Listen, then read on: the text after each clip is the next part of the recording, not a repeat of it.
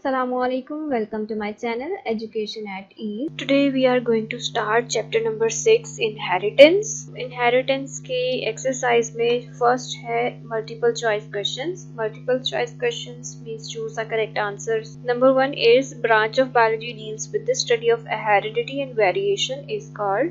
ऐसी branch bio की जो deal करती है study of heredity और variation से उन्हें कहते हैं genetics.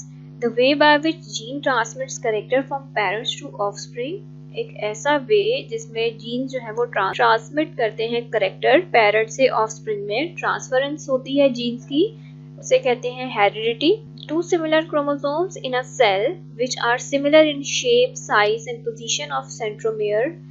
दो सिमिलर क्रोमोसोम सेल में जो कि सिमिलर होते हैं शेप में, साइज में और पोजीशन ऑफ सेंट्रोमेयर में, उन्हें कहते हैं homologous chromosomes. The chemical material of a chromosome is called, जो केमिकल मटेरियल है क्रोमोसोम का जिससे मिलकर क्रोमोसोम बने हैं उन्हें क्रोमैटिन्स कहा जाता है. The outer part of DNA helix is made up of sugar and phosphate.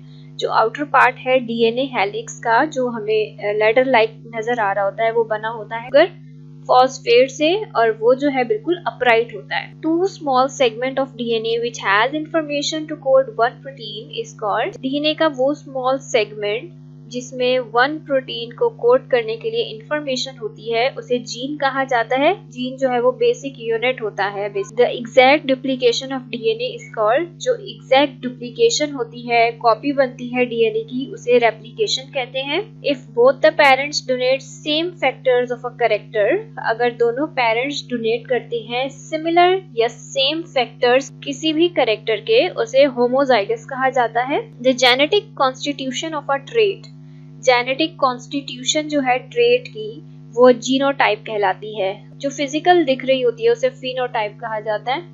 तो जेनेटिक जो है वो genotype. B is short questions या short answering question. Number 1 is what is gene and how it work. Gene क्या है और किस तरह से वर्क करता है. The unit of heredity which is transferred from a parent to offspring and is held to determine some characteristics of the offspring. एक unit है हेरिडिटी का जो कि ट्रांसफर होता है पेरेंट से ऑफस्प्रिंग में, यानी कि वालिदैन है उससे उनकी औलाद में जाता है और ये क्या करता है, डिटरमाइन करता है कैरेक्टरिस्टिक्स जो है ऑफस्प्रिंग के क्या होंगे. दोनों पेरेंट्स के जो कैरेक्टरिस्टिक्स हैं वो दोनों ही न्यू ऑफस्प्रिंग में आते हैं और वो जो है जीन की वजह से होता है. वो जीन उसे एक्सप्रेस कर रहा होता है उन कैरेक्टरिस्टिक्स को. वर्क कैसे करते हैं gene. A gene is a short section of a DNA. Gene एक बिल्कुल छोटा सा सेक्शन होता है डीएनए का. Your genes contain instructions that tell your cells to make molecules called protein. जो हमारे जीन्स होते हैं वो उसमें कुछ इंस्ट्रक्शंस होती हैं जो सेल को बताते हैं कि किस तरह से उन्होंने मॉलिक्यूल्स बनाने हैं जिन्हें प्रोटीन्स कहा जाता है. बेसिकली जो जीन है वो प्रोटीन से मिलकर ही बना होता है. Proteins perform various functions in your body to keep you healthy. Proteins जो है वो बहुत सारे डिफरेंट फंक्शंस परफॉर्म कर रहे होते हैं हमारी बॉडी को हेल्दी रखने के लिए. Each gene carries instruction. हर जीन में कोई ना कोई इंस्ट्रक्शन, कोई ना कोई हिदायत होती है. दैट डिटरमिन्स योर फीचर्स, जो कि डिटरमिन करती है हमारे फीचर्स, हमारे खदोखाल, जैसे कि हमारा eye colour, hair colour, height etcetera. Define the following terms. Homologous chromosome, a pair of chromosomes that contain the same gene sequences, each derived from one parent. ऐसा पेयर ऑफ क्रोमोसोम जिसमें same gene के sequence मौजूद होते हैं और जो pair है उनमें से हर एक जो है वो एक पेरेंट का होता है. हेट्रोलोगस, हेट्रो मीन्स डिफरेंट होता है, तो chromosomes that contains different set of gene for a given trait. किसी भी एक ट्रेट यानी कि कैरेक्टरिस्टिक के लिए डिफरेंट सेट्स ऑफ जीन्स का होना हेट्रोलोगस क्रोमोसोम कहलाता है. अलील, each of two or more alternative forms of a gene that arise by mutation and are found at the same place on a. Allele basically कहते हैं ऐसी form of gene को जो कि दो या दो से ज्यादा अल्टरनेटिव फॉर्म्स होती हैं जो कि किसी भी वजह से हो सकता है, जैसे कि म्यूटेशन कोई भी चेंजिंग आ जाने की वजह से, और वो क्रोमोसोम की सेम प्लेस पे पाया जाता है। रिसेसिव अलील और डोमिनेंट अलील क्या है? अलील समझ में आ जाए तो रिसेसिव और डोमिनेंट। रिसेसिव कहते हैं जो खुद को ज्यादा प्रोमिनेंट नहीं करता करेक्टर, और जो डोमिनेंट होता है वो खुद को ज्यादा प्रोमिनेंट कर रहा होता है, जो हमें दिख रहा होता है फिजिकली या जीनोटिपिकली। तो रिसेसिव अलील क्या है? A type of allele that when present on its own will not affect the individual. अगर तो वो अलील प्रेजेंट होगा और वो किसी भी इंडिविजुअल पर कोई इफेक्ट नहीं करता, वो रिसेसिव होता है, मीन्स के वो पीछे रह जाने वाला है। और डोमिनेंट जो है वो आगे हमें नजर आता है, प्रोमिनेंट हमें नजर आ रहा होता है किसी भी इंडिविजुअल में। तो an allele that produces the same phenotype whether its paired allele is identical or different. ऐसा अलील जो कि फिनोटाइप सेम प्रोड्यूस करता है, चाहे वो पेयर फॉर्म में हो, और जो पेयर्ड अलील है वो आइडेंटिकल हो या different. Homozygous is a genetic condition where an individual inherits the same alleles for a particular gene from both parents. Homozygous genetic condition है जहां पर कोई भी इंडिविजुअल इनहेरिट करता है सेम अलील को किसी भी पर्टिकुलर जीन के लिए, जो कि दोनों पेरेंट्स से उसे मिलता है। Heterozygous refers to having inherited different forms of a particular gene. किसी भी पर्टिकुलर जीन की डिफरेंट फॉर्म्स का होना हेट्रोजाइगस कहलाता है। फॉर एग्जाम्पल, अगर हम एग्जाम्पल लेते हैं आई कलर की, फिनोटिपिकली वो सेम अलील्स जो हैं वो उस पे इनहेरिटेड होंगे, जबकि हेट्रोजाइगस में क्या होगा कि जो भी पर्टिकुलर जीन है जो ईच पेरेंट से मिला है वो डिफरेंट फॉर्म्स में होगा। Which of the phenomena of inheritance is there where both factors express in heterozygous condition. वो फिनोमेना क्या होता है इनहेरिटेंस का जहां पर दोनों फैक्टर्स एक्सप्रेस हो जाते हैं हेट्रोजाइगस कंडीशन। इसे कहते हैं इनकम्प्लीट डोमिनेंस, यानी कि बिल्कुल कंप्लीटली वो डोमिनेंट नहीं हुआ, प्रोमिनेंट नहीं होकर आ रहा, बल्कि इनकम्प्लीट है। The phenomena of inheritance is there where both factors express in heterozygous condition, जहां दोनों फैक्टर्स जो हैं एक्सप्रेस हो रहे हैं लेकिन वो हेट्रोजाइगस कंडीशन है। And their expression get blended, और उनकी जो एक्सप्रेशन है ब्लेंडेड हो जाती है टू प्रोड्यूस न्यू फिनोटाइप, जो कि न्यू फिनोटाइप प्रोड्यूस हो रही है उसमें। तो जो फिनोटाइप है वो न्यू प्रोड्यूस हो रहा होता है, जिसमें एक्सप्रेशन उनके बिल्कुल ब्लेंड हो जाते हैं दोनों के, उसे इनकम्प्लीट डोमिनेंस या partial dominance. Number 4 is list out the factors that are involve in theory of natural selection. जो डार्विन ने थ्योरी दी थी नेचुरल सिलेक्शन की, उसके जो मेन फैक्टर्स हैं वो कौन कौन से हैं? 4 मेन फैक्टर्स थे उसके। ओवर प्रोडक्शन, के जितने भी इंडिविजुअल्स हैं वो ज्यादा से ज्यादा प्रोडक्शन करेंगे तो उनकी जनरेशन बची रहेगी। स्ट्रगल फॉर एग्जिस्टेंस, जितने भी स्पीशीज हैं जब तक वो अपनी एग्जिस्टेंस के लिए स्ट्रगल नहीं करेंगी तब तक वो जिंदा नहीं रह सकेंगी, तो उन्हें हर वक्त अपनी एग्जिस्टेंस के लिए स्ट्रगल करनी होती है। हेरिटेबल वेरिएशन, ऐसी वेरिएशंस जो कि इनहेरिटेड होती हैं, पेरेंट्स से ऑफस्प्रिंग में आती हैं। नेचुरल सिलेक्शन, जो कि नेचर सिलेक्ट करती है वो स्पीशीज आगे जाती। Relate artificial selection with natural selection, हमने यहाँ रिलेट करना है कि नेचुरल सिलेक्शन क्या है और आर्टिफिशियल सिलेक्शन क्या है। So natural selection is a process of adaptation by an organism to changing environment by bringing selective changes to its genotype और genetic composition. Natural selection एक ऐसा प्रोसेस है एडेप्टेशन का जिसमें ऑर्गेनिज्म खुद को इन्वायरमेंट के हिसाब से कुछ चेंजेस लेकर आता है खुद में, और वो चेंजेस जो है वो जीनोटाइप होती हैं, यानी कि उसका जो जेनेटिक मेकअप है वो चेंज हो रहा होता है नेचुरल सिलेक्शन में। आर्टिफिशियल सिलेक्शन जो है उसे सिलेक्टिव ब्रीडिंग भी कहा जाता है, और ये ऐसा प्रोसेस है जहां ह्यूमंस आइडेंटिफाई करते हैं अपनी मर्जी के कैरेक्टर्स जानवरों में या प्लांट्स में, and use these traits to develop desirable phenotypic traits by breeding, और वो उसे यूज करते हैं अपने हिसाब से जो उनको phenotypically traits चाहिए होते हैं लेने के लिए या डेवलप कर। Natural selection is a natural process है, जबकि आर्टिफिशियल सिलेक्शन जो है वो ह्यूमन मेड प्रोसेस होता है। Natural selection takes place in natural populations, natural populations में होता है जो कि नेचुरल कंडीशंस में होती हैं, और आर्टिफिशियल सिलेक्शन जो है वो डोमेस्टिकेटेड पॉपुलेशंस में होता है जो कि ह्यूमंस के जरिए किया जा रहा होता है। The chances of survival of a fit organism increase as a result of natural selection, जो चांसेस होते हैं सर्वाइवल के फिट ऑर्गेनिज्म के वो ज्यादा इंक्रीज होते हैं नेचुरल सिलेक्शन में, जबकि chance of survival of an organism might be at risk if not performed correctly. और इसमें क्या है, अगर वो परफेक्टली परफॉर्म नहीं होगा तो ऑर्गेनिज्म की चांस ऑफ सर्वाइवल जो है वो कम हो जाते हैं। Natural selection facilitates speciation and evolution over many generation. Natural selection जो है वो फैसिलिटेट करती है एवोल्यूशन को बहुत सारी जनरेशंस तक। आर्टिफिशियल सिलेक्शन ऐसा नहीं करती, वो फैसिलिटेट नहीं करती एवोल्यूशन। एक्सटेंसिव रिस्पॉन्स क्वेश्चंस हैं, शॉर्ट आंसर्स के बाद describe the Watson and Crick model of DNA. जो मॉडल ऑफ डीएनए वॉटसन और क्रिक ने दिया था उसे एक्सप्लेन करना है, डिस्क्राइब करना है। So the model of DNA was suggested by Watson and Crick in 1953। 1953 में दो साइंटिस्ट थे जिन्होंने एक मॉडल बनाया था डीएनए का, और ये मॉडल जो था वो एक्स रेज पे बेस्ड था। एक्स रेज जो फोटोग्राफ्स थे या analysis of DNA. According to this model, इस मॉडल के हिसाब से कुछ पॉइंट्स दिए गए। DNA is a double helical structure. इसमें बताया गया कि जो डीएनए है वो डबल हेलिकल स्ट्रक्चर होता है।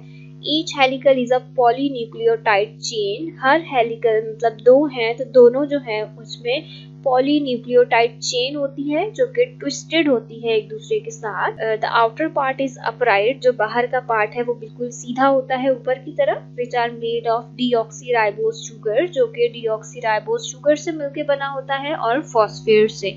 The inner part called rungs, जो अंदर का पार्ट होता है, मीन्स के अगर दो थ्रेड लाइक स्ट्रक्चर एक दूसरे के साथ ट्विस्टेड हैं तो अंदर जो चीज मौजूद है उसे रंग्स का नाम दिया गया। Made up of paired nitrogenous bases, जो कि मिलकर बना होता है paired nitrogenous bases. Both helix are complementary to each other. दोनों हेलिक्स जो हैं वो एक दूसरे से कॉम्प्लीमेंट्री होते हैं। Which are held together by hydrogen bond, और वो एक दूसरे से हाइड्रोजन बॉन्ड के थ्रू जुड़े होते हैं। The complementary helix have complementary base pairs. Complementary helix जो है उनके पास complementary ही base pairs होते हैं, जैसे कि ये एडेनिन, थायमीन, साइटोसिन और गुआनिन, ये चार नाइट्रोजनस बेसिस हैं और ये कॉम्प्लीमेंट करते हैं एक दूसरे को। एडेनिन पेयर बनाता है थायमीन के साथ। ऐसा कभी नहीं होगा कि एडेनिन साइटोसिन या गुआनिन के साथ पेयर बनाए, तो ये कॉम्प्लीमेंट्री है। साइटोसिन हमेशा पेयर बनाएगा गुआनिन के साथ। आप इधर यहाँ स्ट्रक्चर देख सकते हैं, ये डबल हेलिक्स है। दो थ्रेड लाइक स्ट्रक्चर एक दूसरे के साथ ट्विस्टेड है, और जो सेंट्रल पार्ट है जिसे रंग्स का नाम दिया गया है। अगर हम इसे इस तरह देखें तो जो साइटोसिन है वो हमेशा गुआनिन के साथ बेस पेयर बनाता है और एडेनिन थायमीन के साथ बनाता है, या थायमीन एडेनिन के साथ। इस तरह से ये नाइट्रोजनस बेसिस जो है वो फॉस्फेट और शुगर के साथ अटैच होती हैं। और ये जो है एक, अगर इस यूनिट को देखा जाए तो इसे न्यूक्लियोटाइड कहा जाता है, और इनके बीच में हाइड्रोजन बॉन्डिंग मौजूद होती है। एडेनिन और थायमीन के बीच में डबल बॉन्ड होता है, जबकि गुआनिन और साइटोसिन के बीच में ट्रिपल बॉन्ड पाया जाता है। How gene express describe in detail. Gene किस तरह से खुद को एक्सप्रेस करता है डिटेल में बताना है। Gene expression is the process by which the instruction in our DNA are converted into a functional product such as protein. जो जीन एक्सप्रेशन है वो एक प्रोसेस है जिसके जरिए इंस्ट्रक्शन हमारे डीएनए से कन्वर्ट होती हैं फंक्शनल प्रोडक्ट में, जैसे कि प्रोटीन्स में। Gene expression also called genic expression is a set of biochemical processes.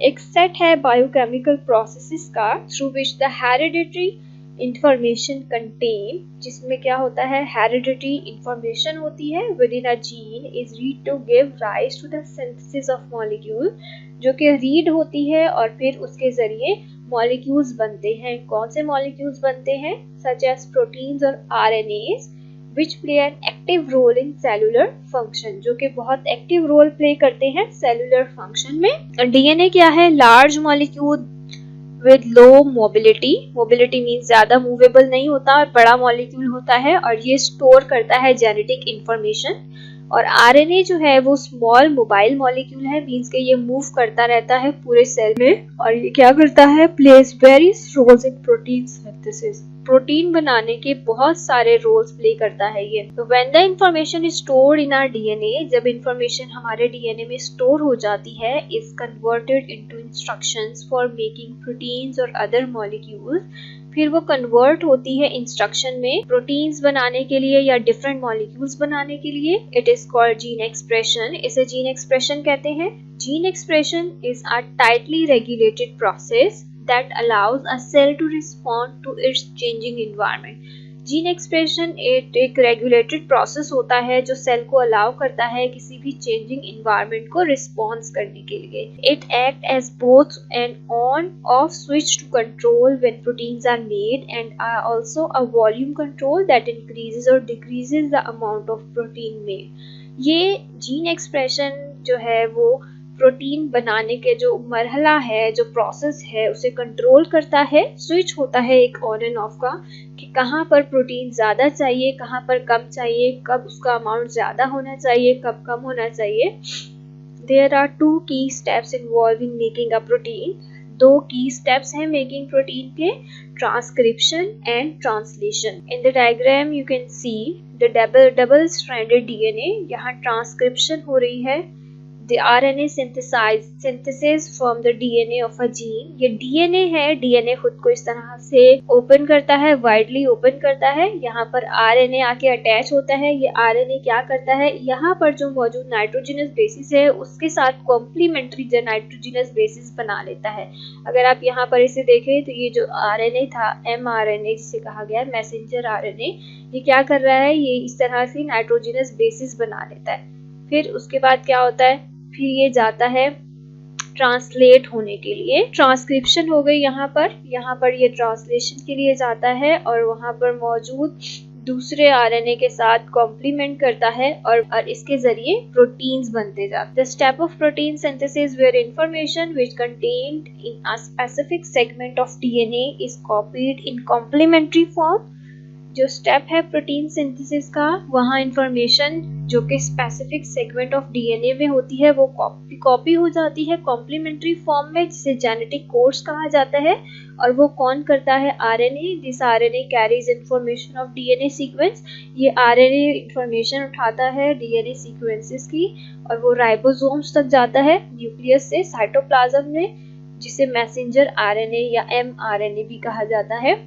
The process of copying DNA information to mRNA is called transcription. जो प्रोसेस है DNA को कॉपी करने का, DNA की इंफॉर्मेशन को कॉपी करने का mRNA में, उसे ट्रांसक्रिप्शन कहते हैं। उस translation in the second step to other types RNA, 2 different types के RNA जिनमें tRNA यानी कि ट्रांसफर आरएनए और rRNA यानी राइबोसोमल आरएनए जो है वो ट्रांसलेट कर देते हैं इंफॉर्मेशन ऑफ मैसेंजर आरएनए को into specific sequence of amino acids. वो एक स्पेसिफिक सीक्वेंस बना लेते हैं अमाइनो एसिड्स का, which help to synthesize the protein, जो कि हेल्प करते हैं प्रोटीन सिंथेसिस में। State and explain the law of segregation of Mendel की जो लॉ ऑफ सेग्रीगेशन है उसे स्टेट और एक्सप्लेन करना है। सेग्रीगेशन कहते हैं सेपरेशन को। In individuals the genes exist in pairs. Individuals में जो जीन्स हैं वो एग्जिस्ट करते हैं पेयर्स की फॉर्म में, but during the formation of gametes, जब फॉर्मेशन ऑफ गैमेट्स होती है उस दौरान ईच सेपरेट्स और सेग्रीगेट्स, हर जो है वो जीन अलग हो जाता है एक दूसरे से, from the other member of the pair, अपने दूसरे मेंबर ऑफ पेयर से, and that each gamete has one and only one of each kind of gene, और हर गैमेट के पास एक जो है वो जीन आता है।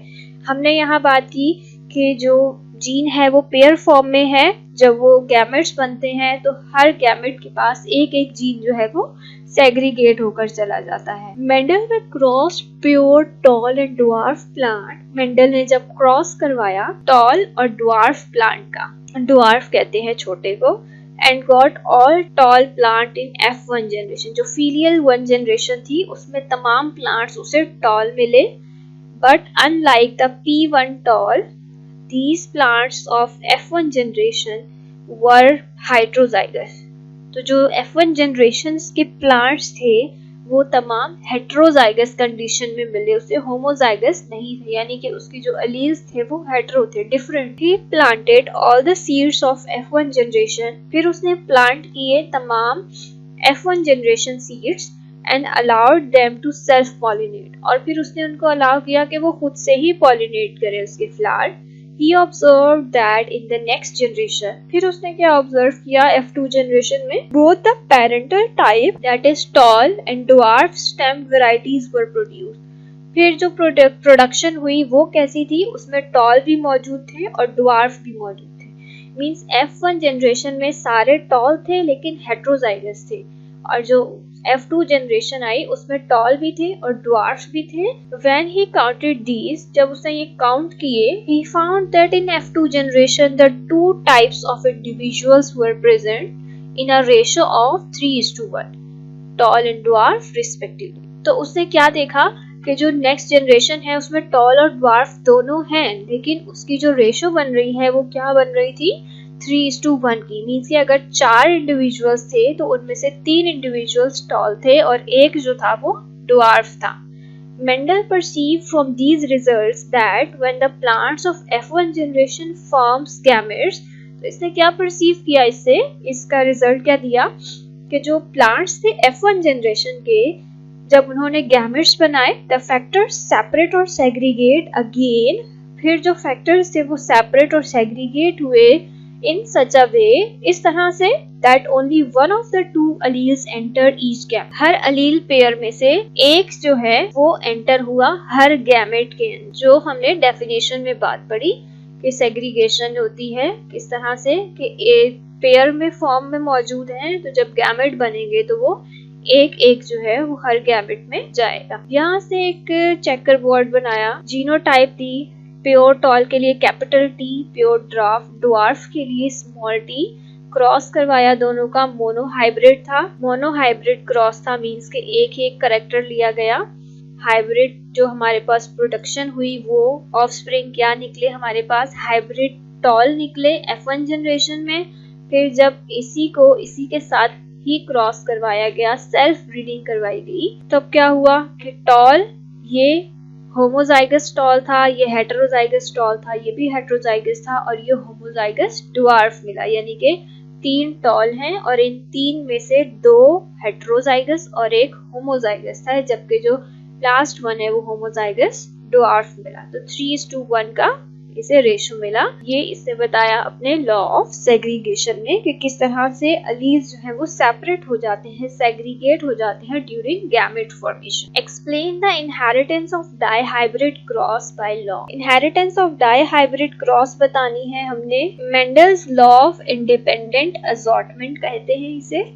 Members of one pair of genes separate from each other during gene formation independent of the members of the other pair of genes and are assorted at random in the resulting gametes। अब इसमें क्या बताया गया, independent assortment, assortment कहते हैं arrangement को, जो भी मेंबर सेग्रीगेट हुए ड्यूरिंग जीन फॉर्मेशन या gamete formation, pair of gene के जो मेंबर्स थे, जब वो अरेंज होंगे तो वो अपनी मर्जी से किसी भी जगह पर रिजल्टिंग गैमेट में जाकर अरेंज हो जाएंगे, कोई पर्टिकुलर जगह नहीं होगी उसकी कि इसने वहीं जाकर उस जीन ने अटैच होना। ही क्रॉस बिटवीन 2 इंडिविजुअल्स, उसने क्रॉस करवाया पी प्लांट का, डिफरिंग इन 2 ट्रेड्स, उसने 2 ट्रेड्स यानी कि 2 कैरेक्टरिस्टिक लिए, जिसे डाई हाइब्रिड क्रॉस कहते हैं। डाई मींस 2 होता है, and the ratio obtain in F2 generation called dihybrid ratio.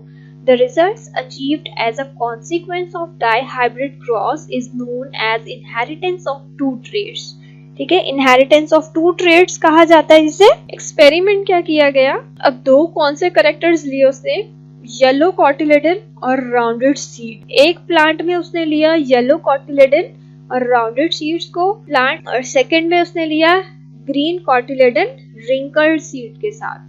तो F1 जनरेशन जो थी उसमें येलो कॉटिलेडन और राउंडेड सीड वाले सारे के सारे निकले प्लांट्स, और उसने बताया कि जो प्रीवियस फाइंडिंग थी कि अलील जो है राउंड सीड वाला डोमिनेंट था रिंकल्ड सीड, और येलो कॉटिलेडन जो था वो डोमिनेंट था ग्रीन के ऊपर। मेंडल ने सेल्फ फर्टिलाइजेशन करवा दी F1 जनरेशन की और expecting either of the two following possibilities. क्या पॉसिबिलिटीज थी? If the genes for round seed and yellow colour are inseparable dependent on each other, अगर जो जीन है राउंड शीड और येलो कलर वाला वो इनसेपरेबल है, यानी कि एक दूसरे से अलग नहीं हो सकते, डिपेंड करते हैं एक दूसरे पे, as well as those for wrinkled shape and green color, same उसने wrinkled shape और green color के लिए भी कहा। then in F2 generation, तो F2 generation में क्या होना चाहिए? 3/4 of the seeds will be round, तो जो F2 generation है उसमें 3/4 of the seeds जो है वो round और yellow होने चाहिए और 1/4 जो है वो wrinkled और green होने चाहिए, यानी कि wrinkle और green recessive होगा और राउंड और येलो डोमिनेंट होना चाहिए। या फिर if the genes for seed shape and cotyledon colour are separable, अगर जो जीन्स सीड शेप और कॉटिलेडन के सेपरेबल हैं, इंडिपेंडेंट हैं and distributed to the gametes independent, और वो अपनी मर्जी से गैमेट पे जाकर अरेंज हो सकते हैं, डिस्ट्रीब्यूट हो सकते हैं, then in F2 generation some plants produce round seed, तो F2 जनरेशन में कुछ प्लांट्स प्रोड्यूस करेंगे round seeds with green cotyledons and some have wrinkled seed, और कुछ के रिंकल सीड होंगे with yellow cotyledon, will also be expected along with parental combinations. Mendel actually obtained 4 different kinds of phenotype in F2 generation. इसने obtain की थी 4 different तरह की phenotype, यानी कि फिजिकली जो नजर आने वाला प्लांट है वो 4 तरह से होना चाहिए F2 जनरेशन का। Out of a total 556 seeds, 556 total seeds में से ही ऑब्टेन 4 डिफरेंट फिनोटाइप। कौन कौन सी?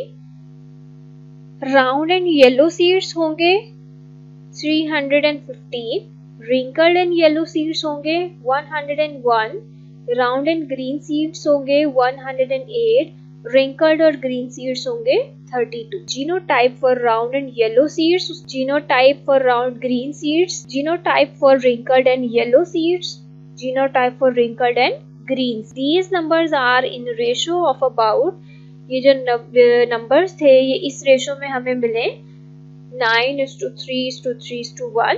For the 4 phenotype, it showed that the gene of a seed color and shape are independent in their inheritance. They do not necessarily stay together in the combination in which they occurred in parent. कि जो भी inherited genes हैं वो अपनी मर्जी से ही inherited, arranged, assorted होते हैं, arranged होते हैं, और ये बिल्कुल भी जरूरी नहीं है कि वही कॉम्बिनेशन हमें नेक्स्ट जनरेशन में मिले जो पेरेंट्स में मौजूद था। इस तरह से इसने चेकर बोर्ड बनाया और क्रॉस करवाया F2 जनरेशन का, और इसमें 9 येलो राउंड मिले, 3 येलो रिंकल्ड मिले, 3 ग्रीन राउंड मिले और 1 ग्रीन रिंकल्ड मिला। नेक्स्ट क्वेश्चन है explain the Darwin's theory of natural selection. Darwin की जो थ्योरी है नेचुरल सिलेक्शन की उसे एक्सप्लेन करना है। Charles Darwin 1809 to 1882 was an Englishman. He studied different plants and animals. उसने different plants और animals को study किया, collected new specimens, categorized them. उसने बहुत सारे न्यू स्पेसिमेंस को कलेक्ट किया और उन्हें कैटेगराइज किया। एक्चुअली जो चार्ल्स डार्विन बोट के जरिए गैलापागोस आइलैंड गया था, इसे वहां जाने का मौका मिला था किसी क्वीन के जरिए। चार्ल्स डार्विन भी उसी बोट में जो है वो सवार हो गया और वहां जाके उसने डिफरेंट टाइप्स के प्लांट्स और डिफरेंट टाइप्स के एनिमल्स देखे, इंटरेस्ट लिया कि डिफरेंट हैं ये यहाँ के कुछ प्लांट्स और कुछ एनिमल्स, उसने उन सबको कैटेगराइज किया। In the year 1859 he published a book origin of species. उसने वहां पर जो कुछ भी कलेक्ट किया था उस पे एक बुक लिखी जिसका नाम था origin of species, where he proposed a theory of natural selection, जहां पर उसने प्रपोज की थी अपनी थ्योरी नेचुरल सिलेक्शन की उस बुक में, in which he presented simple evidences in favour of evolution, जिसमें उसने कुछ सिंपल एविडेंसेस जो है वो प्रेजेंट किए थे जो कि एवोल्यूशन के फेवर में थे, and propose the mechanism of origin of species, और उसने ओरिजिन ऑफ स्पीशीज किस तरह से होता है, किस तरह से स्पीशीज की शुरुआत होती है, उसका पूरा मैकेनिज्म प्रपोज किया गया था।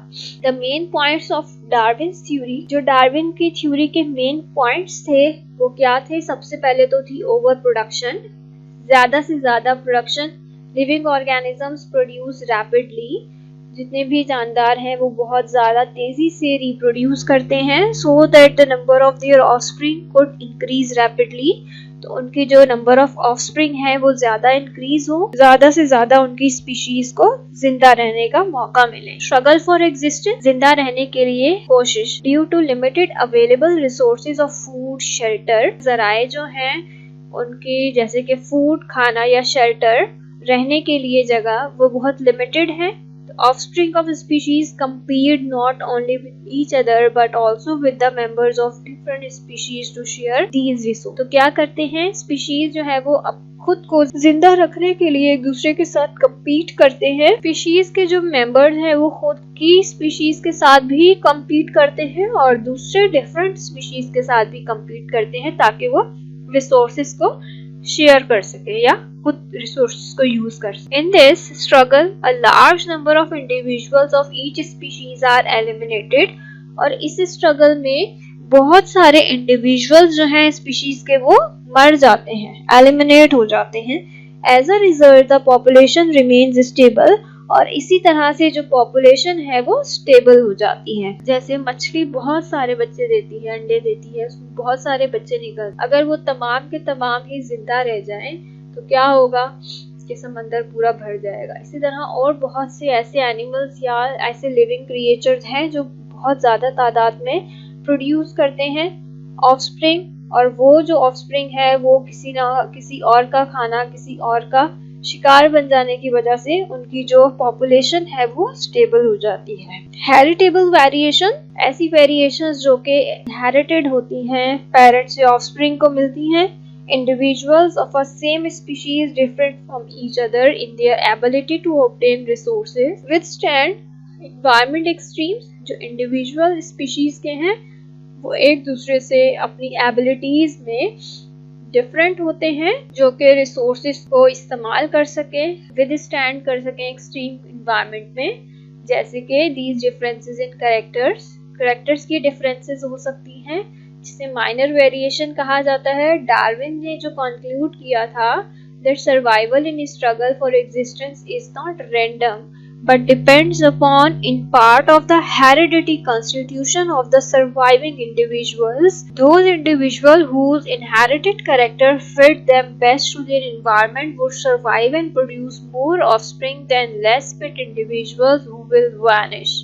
ने क्या कहा था कि अगर इनहेरिटेड कैरेक्टर बिल्कुल फिट है, बेस्ट है उस एनवायरनमेंट के हिसाब से उसको जिंदा रहने के लिए, तो वो उस एनवायरनमेंट में ज्यादा से ज्यादा प्रोडक्शन करेगा। लेस फिट होंगे इंडिविजुअल्स, वो मर जाएंगे, वैनिश हो जाएंगे। नेचुरल सिलेक्शन या सर्वाइवल ऑफ द फिटेस्ट, क्या है सर्वाइवल ऑफ द फिटेस्ट? यानी कि जो फिट होगा वो सर्वाइव करेगा, जो फिट नहीं होगा वो मर जाएगा, दुनिया से खत्म हो जाएगा। जिस तरह से डायनासोर्स हैं वो इन्वायरमेंट चेंज होने की वजह से, खुद में चेंजेस ना लाने की वजह से, फिट नहीं होने की वजह से इस दुनिया से खत्म हो गए। इसी तरह बहुत से ऐसे इंडिविजुअल्स होते हैं जो कि उन चेंजेस को अडेप्ट नहीं कर पाते हैं और उन्हें इस दुनिया से जाना पड़ता है। Nature selects the fittest individual survive and reproduce, जो नेचर है वो सिलेक्ट करती है फिटेस्ट इंडिविजुअल को सर्वाइव और रिप्रोड्यूस करने के लिए। As a consequence, the favorable variations are preserved through their inheritance to new young ones. Favorable variations होती हैं वो preserve हो जाती हैं inheritance के through new generations में over millions of years of variation. Natural selection and inheritance might have lead to the accumulation within the species of a number of characters with survival value. As a result, a species may slowly change to a better news. Millions of years की जो variations हैं, एकदम से ही evolution नहीं होता बल्कि बहुत साल लगते हैं किसी भी change को आने में, चाहे वो इनहेरिटेड हो या ना हो। और यही जो चेंज है जो कि डिफरेंट कैरेक्टरिस्टिक्स के साथ, डिफरेंट कैरेक्टर्स के साथ किसी भी इंडिविजुअल में आता है और वो उसे सर्वाइवल वैल्यू उसकी बढ़ा देता है। के नतीजे में क्या होता है कि जो स्पीशी है वो आहिस्ता आहिस्ता चेंज होकर एक बेटर और न्यू स्पीशी में कन्वर्ट हो जाती है और ऐसा होने की वजह से वो एनवायरनमेंट के हिसाब से फिट होती है और वही सरवाइव करती है। Chapter number 6 completed now. We are going to have chapter number 7 in the next video. It will help you to complete your exercise or your assignment. Thank you for watching. Take good care of yourselves. Allah Hafiz.